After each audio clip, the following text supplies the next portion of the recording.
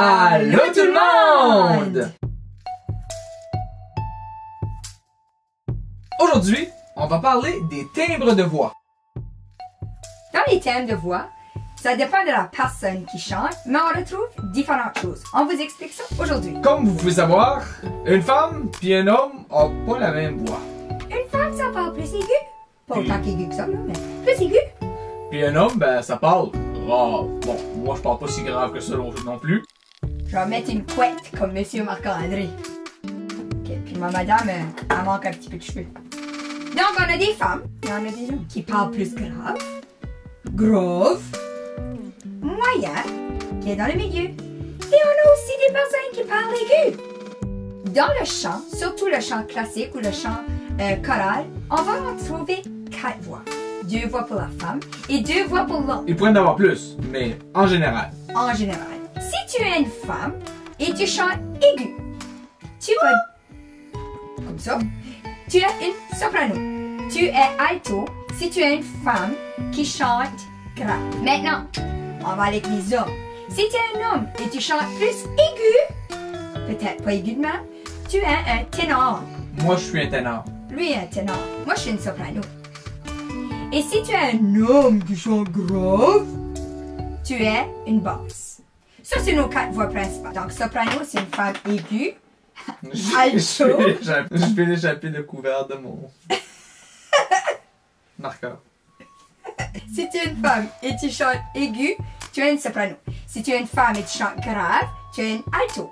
Si tu es un homme et tu chantes aigu, tu es un ténor. Et si tu es un homme et tu chantes grave, tu es une basse. Défi numéro 1! Notre défi numéro 1 va être tout simplement de jouer avec une application web, Blob Opera.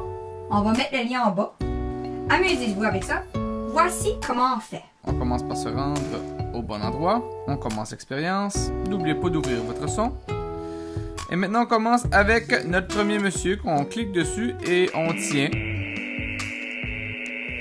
On peut choisir quelle note que le bonhomme va faire quand on le monte et on descend.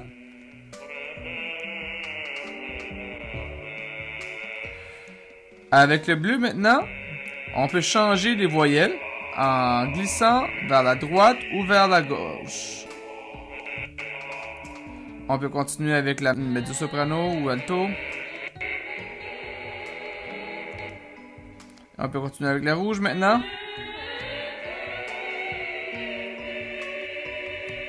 Comme vous voyez, c'est vraiment plaisant. Tu peux faire plein de choses avec ça. Défi numéro 2! Essayez d'enregistrer votre petite composition que vous aurez faite avec vos petits bonhommes.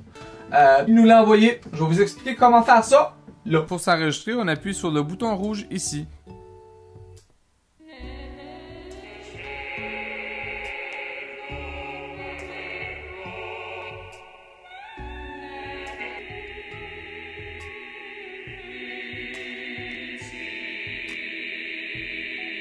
Pour terminer, on appuie sur le carré.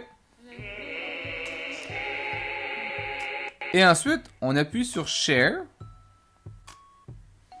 Tu peux prendre ensuite le lien qui est ici et nous l'envoyer par courriel, par Facebook, de la façon que vous pouvez. Pour terminer, on aurait une petite question. On ajoute un petit quelque quiz, chose. un petit... vous écrirez la réponse dans les commentaires. Là. Quelle est la voyelle qui n'est pas pareille en anglais qu'en français? Petite question piège peut-être? On verra. Qu'est-ce qu'ils veulent avoir? C'est les os. Puis on va vous dire, c'est au début du jeu. Au début du jeu, là, on bouge le bonhomme d'un bord et de l'autre, là, puis on peut trouver, là, on peut changer là, les voyelles, on nous donne des voyelles, là. Monsieur Marc-André est plus généreux que moi. Moi, j'aurais même pas... Chut! Ça, c'est... Donc, envoyez-nous vos réponses de c'est quelle voyelle qui n'est pas pareille en anglais et en français dans nos commentaires. C'est ça. C'est tout. Amusez-vous. Amusez-vous, c'est le fun. Ah, oubliez pas aussi, hein, tu sais, autant que vous jouez avec les bonhommes, vous avez aussi le temps de cliquer sur un petit pouce en l'air, puis vous abonner, puis c'est ça, oubliez pas de commenter aussi. Bye! À la semaine prochaine!